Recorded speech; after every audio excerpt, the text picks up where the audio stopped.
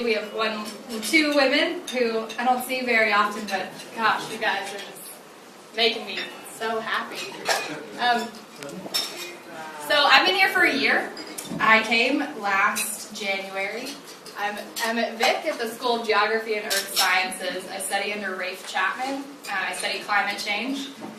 I sort of have a split home. I'm from Arkansas, but I left pretty soon after I graduated to work in Washington, D.C.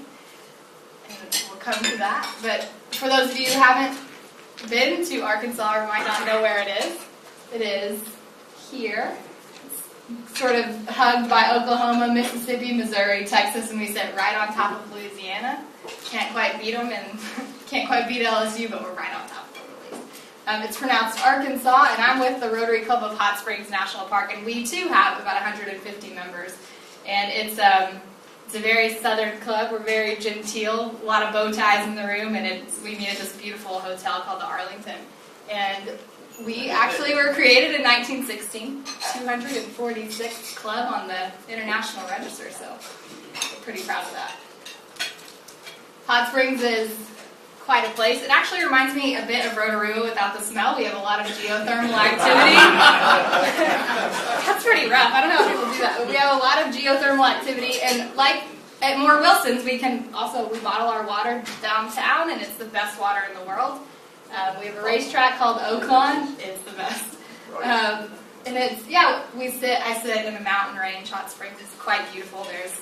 It's woods. I grew up in the woods building forts with my brothers, and trapping crawdads and, sort of this kind of country life that very much has influenced my eventual shift to a career in environmental policy. These are some fun facts about Arkansas. And these are all true, and they're real laws. It is illegal to mispronounce Arkansas, which is why I gave you guys that, so I don't have to send you to jail. It's unbelievable. They're actually real laws. So I don't really know what to say, but it is a special place. Also, the first toothbrush was invented in Arkansas, so we get a lot of jokes about how Arkansans don't have full sets of teeth, but that is not true because we invented the toothbrush. So I am fortunate enough to come from a place where one half of the pair that are my political heroes, we're from the same town. We live, our lives have been interestingly similar, and he is a great man. So William Jefferson Clinton and I was fortunate enough to eventually be his intern, and we can joke about that later. Arkansas is sort of a powerhouse. That's Sam Walton, Maya Angelou, the great Johnny Cash, and Senator Fulbright. So we've got some good people pumping out of there. This is myself and my twin brother Christopher. I'm the cuter one, that one. This is my older brother Clayton. You might ask yourself how someone from Arkansas ended up in New Zealand and sort of having this fantastic career. And unfortunately, I learned really early that we are not promised time.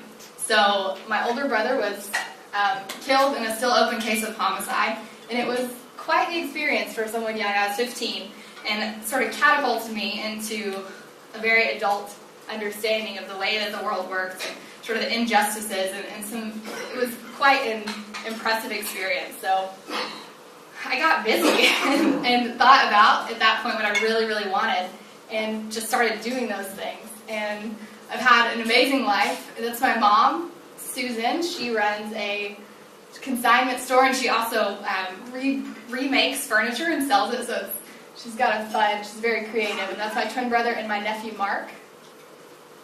The University of Arkansas, where I went to school, it's a beautiful, beautiful school. You can see it's kind of nestled in the mountains, and I stole this from their website, but I didn't cite it here. But anyways, it's absolutely amazing. It's a great place. That school is where I was in school. It's the Senator William Fulbright Honors College. I studied international relations. So I kind of knew from the beginning that I wanted to be a diplomat, which has since shifted. But that was sort of the reason for going to the Fulbright School. I'm a Razorback, so football is big business in the South. I think you guys might know that. We have this hog call that is really amazing. I should have put a YouTube clip, but we go, woo, Pitsui, just really loud. And it's good. So we're having a terrible season this year, but it's a great season. So, like I said, I got busy. While in school, I lived in 4 countries and studied 3 languages and did pretty well. The first thing I did in 2008 was capitalized on Mr. Sam Walton's very generous donation to the University of Arkansas. And through the Honors College, I was able to start studying around the world, and I thought I may as well hit every single continent that I can by the time I'm 30, because I sort of operate under the auspices that I don't have time. I don't have tomorrow to sort of put things on hold. So I just started doing it. So I lived in Italy for 6 months, then moved straight from Italy, decided not to stop, didn't go home, which did not make for a happy mother.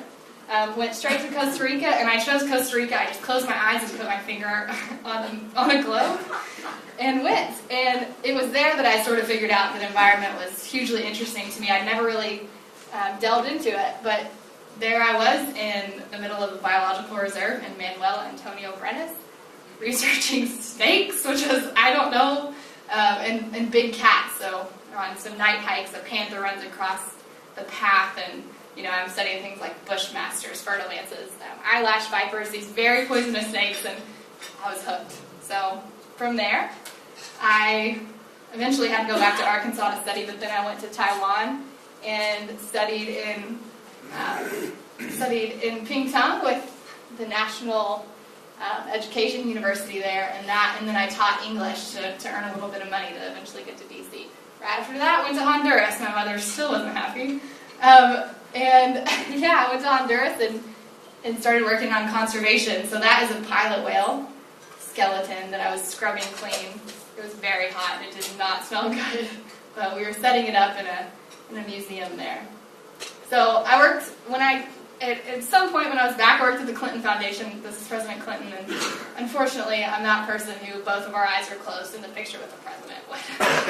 So it was quite the experience. I did really high-profile things like his grocery shopping. I stocked his residence with things that he wanted when he was in and out of town, and at the end, sort of the cherry on top of that is about 3 or 4 months. I didn't get internships here are quite different, I think. You work 40 to 60-hour weeks and for no pay. So the sort of great thing about that was I did get to spend 2 hours with him just talking about anything that we wanted to talk about, myself and a couple others, which was probably one of the greatest experiences I'll have in my life. Just an incredible man. So, time for Washington, D.C. I threw my foot into the door, and finally I got a job after a few months and worked for Arkansas Senator Blanche Lincoln. She unfortunately lost her seat. I was just there for a year. She voted on health care, and she was taken under by a Tea Party candidate who came in, and she was one of the 6 senators who lost her seat. So that was pretty tough, but fortunately it propelled me into a career that I probably never could have gotten into that soon. I'm 26, so it was kind of a quick jump. So I worked on the transportation reauthorization packages in the Senate and the House and pushed all 3 bills successfully. So that was great. But then 2 years before, I'd applied for the scholarship, and the process takes quite some time, so I made the decision that I was going to accept the Ambassadorial scholarship and came to New Zealand to study climate change, which at that point had been something I'd sort of left behind. So I had to weigh some things, but I came to the decision to come on over. So I'm mostly interested in the politics behind climate change, the policy implications of public opinion, and things like scientific consensus. I haven't really gotten into the science until I came here, so I was thrown into paleoclimate classes, which were a bit over my head because I'm not a scientist. Maybe now I am a little bit.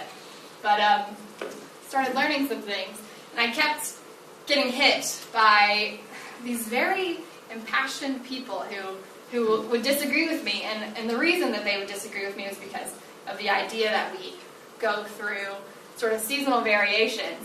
And I thought, okay, I need to dig into this because I need to have a way to respond to that, because right now I don't know. So Riwi Newnham, who's a fantastic teacher at Vic, taught a course, and I thought this is a particularly impressive graph.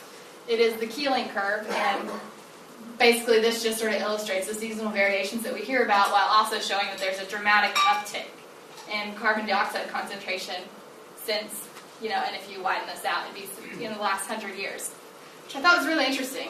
And I kept seeing these over and over and over. So global average temperature, you sort of see the same thing, percent of CO2. And of course, I read hundreds of studies in the last year, and there's certainly a trend. So with this, and I come from America, a place that you guys know, sometimes we don't quite jump on board with things when we need to. We don't accept a lot of things because of this sort of very politically divided government that we work within. So I found this quote actually from Lyndon Johnson in 1965, and I found it quite shocking actually that even this long ago, the recognition that carbon dioxide from the burning of fossil fuels is anthropogenic climate change was such a problem. And you sort of see it in 1979, mentioned again by the National Academy of Sciences, and then in 1995, Intergovernmental Panel on Climate Change, who's since released quite a number of reports. And the IPCC, I'm sure that most of you know, is made up of, it's upwards in the high hundreds, maybe 200 countries take part in the IPCC, with thousands of scientists, climate scientists, who release these reports, and that's a whole other issue which Peter and I discussed a little bit, but that, for the most part, they're representative of scientific community. So, again, I keep coming back to, I'm really interested in the political divide in the United States, and this is actually from 2009. At Yale, there's a project called the Yale Project on Climate Change Communications, and this guy named Anthony Listerowitz, and he does these polls every year, and I looked at his results, and they're really interesting. And something that the report said was Tea Party Republicans, who are so adamantly opposed to agreeing that humans contribute to the changing of the climate, also refuse to change their light bulbs from to these new these coil light bulbs that are more energy efficient. So it's not just climate change. Oftentimes things are so embedded that it's even you can't agree that energy efficiency is a good thing, which is a problem. So that's something I find pretty difficult about working in the United States. So, but again, this sort of American perception of climate change, more than half of the public doesn't believe that humans are causing climate change, and I'm really worried about what that means for the future of international climate negotiations, because we wield a big stick, and there's this continual decrease in people who believe that climate change is actually happening, who cite scientific consensus as there is not. Scientists disagree. Again, this is a comparison between Europe and the United States. We rank climate change and global warming as the absolute dead last priority, and hopefully that'll change now that President Obama has won the presidency. Remains to be seen. This sort of just illustrates, it's so starkly different. I find it pretty shocking. And interestingly enough, Mitt Romney used to, before he ran for president, admit that climate change was a problem and that humans were causing it. So go figure, you often have to change your view based on the party that you're a part of. I think that it's what I've found most interesting in sort of starting to dig into this. It's the role that the media plays. And in trying to wrap my head around this, I've started to think that the real problem is that historically the media has an obligation to present two opposing sides. While there are, 99% of people, scientists who think that this is a real issue, the media has to present that 1% as an equal in weight opposing side. And unfortunately, it doesn't come across the American public and whoever is watching internationally that the two don't have the same backing behind them. So you've got this picture being painted of these two equal sides, and unfortunately, they're certainly not equal. So there's a problem, and then within that you have special interests and a whole list of things which are really keeping us from being able to move on climate change in the States. So I came to New Zealand because it's clean and green. You guys got me. So that was fun. But it's actually been amazing. You're doing a lot better than a lot of people think. However, there are huge problems. So this is actually, I stole this slide from a presentation I did in school, but I think just because of my time in politics, I know how important public opinion is and how it feeds into domestic and international policy, and I think that a lot of folks unfortunately think that it doesn't really matter that much. It does. So I'm looking into that for my thesis. Sort of brings me back to what I'm doing here. I've just finished the first year of coursework at Victoria. Just finished finals, so that was good. Year 2 at Victoria is a thesis. It's a 2-year master's program. I've written to Rotary in Evanston and asked them to be considered to continue being an ambassadorial scholar. So they've granted me an extension. I don't receive additional funding, but I do get to be continue to be affiliated with Rotary and get domestic tuition through Victoria University, which has been amazing. So I start my research soon. In order to fund that, I've applied for a Fulbright and I'm a finalist. So hopefully that will work out. We will see. Future plans. There is no doubt in my mind that I'll be back in Washington, D.C. It just kind of gets under your skin, you know. It's really great, and it's a good place to be young. You can be successful quite quickly, and maybe someday I'll go back to Arkansas, but probably for the next decade I'll be there, and hopefully I'll be working for the Obama administration maybe, but we'll see, you know, how these things go. But I wouldn't be here if it wasn't for you guys contributing to the foundation. It's been really good, and I hope that you continue to do that, because there's 5 of us here in the district, and they are incredible, and I don't know if you've met any of them, but they're absolutely wonderful. They're all on their way out. Unfortunately, I'm going to miss them, but pretty impressive people. So thank you again for contributing. It's been really the experience of a lifetime. So if you have any questions, anything you want me to dig into, please let me know. Questions?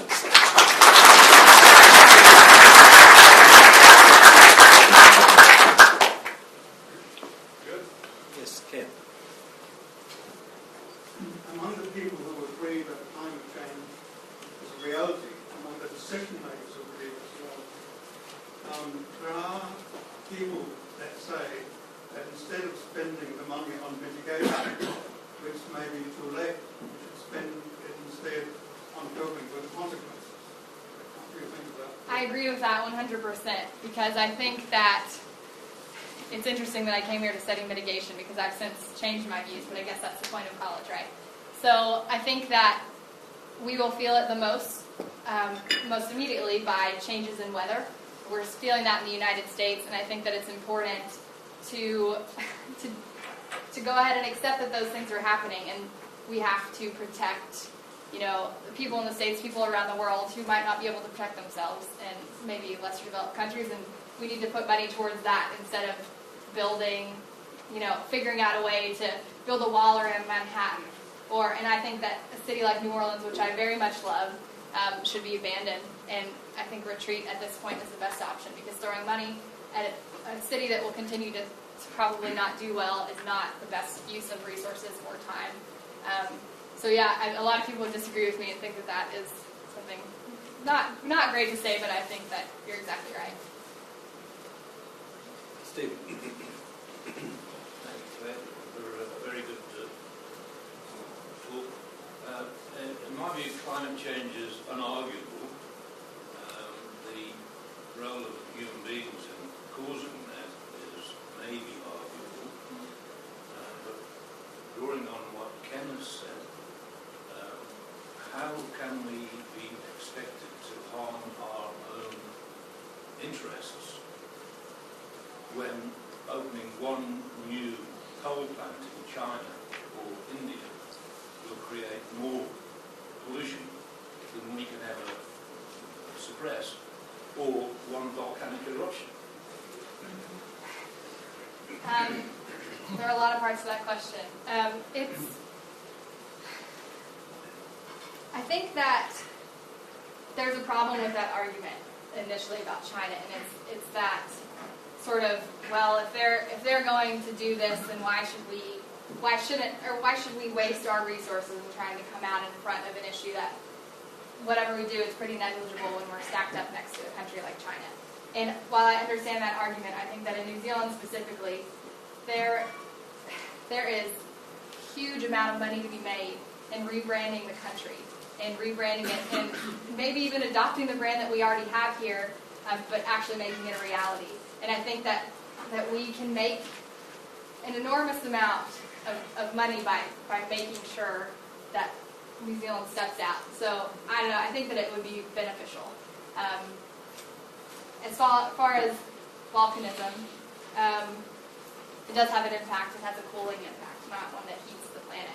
And I think that's a misconception. But it's difficult. I don't know.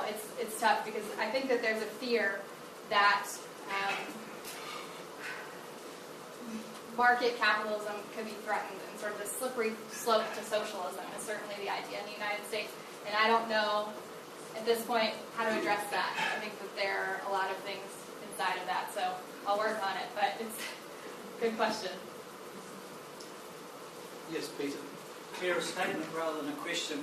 Thank you for a good presentation, and I wish you all the best going back to Washington and doing that work to educate, because most of the world, I think, probably recognises across many fronts the Tea Party are a few sandwiches short of a picnic.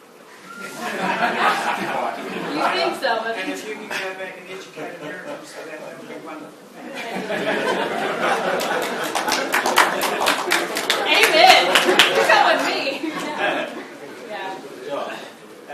Claire, do you feel brave enough to make a comment on the apparent watering down of New Zealand's political stance about the whole issue?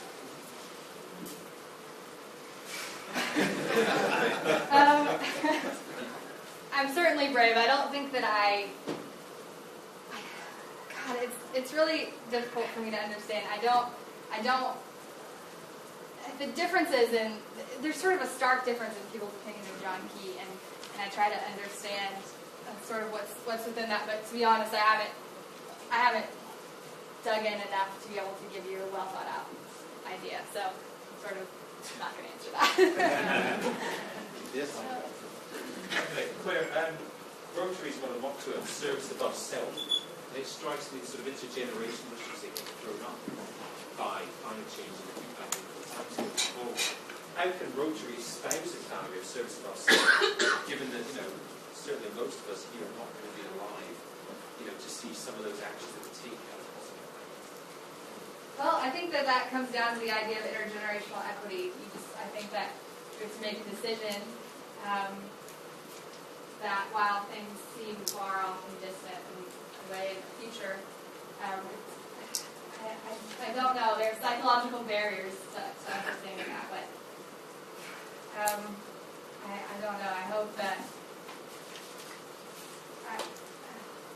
it's hard. I hope that we can figure out a way to sort of continue with service above self and realize that things like climate change are hugely important to the future, and figure out a way to work within that. That wasn't a great answer, but thanks for the question. Just one very quick last question. All my life I've seen the United States as a kind of benevolent rich uncle. In the presidential election, this uncle seemed to be acting rather strangely. Do you think America can solve its problems?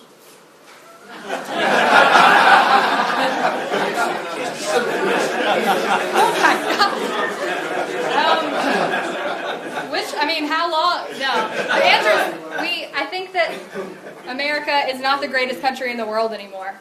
And I would probably be shot and never be able to run for office if anyone repeated that. We have a lot of problems, and I think that historically, we have found ways to fix those problems. And unfortunately, our political problems, things that I think need to be thrown out, like the Electoral College, things like that. I don't know. This division is so deep-seated that I'm afraid that we can't move past it. And I come from Arkansas. It's a very red state historically, very Republican. We have no Democrats in the House or in Congress. We voted highly for Mitt Romney, and I think it's easy to underestimate how just really, really embedded this stuff is in the American population. I don't think that it's an over-exaggeration when you see on a map that Mitt Romney almost won the popular vote. You know, he's certainly, and it's just, the split is so deep. I don't know that we can come out of it in my lifetime, and it's frightening to me. So I hope so, but I don't know. Thank you. Vote of thanks in the hands of Peter Bushel.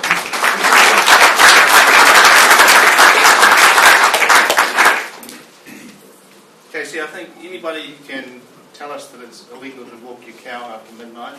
That Rotorua, that Hot Springs is like Rotorua without the smell.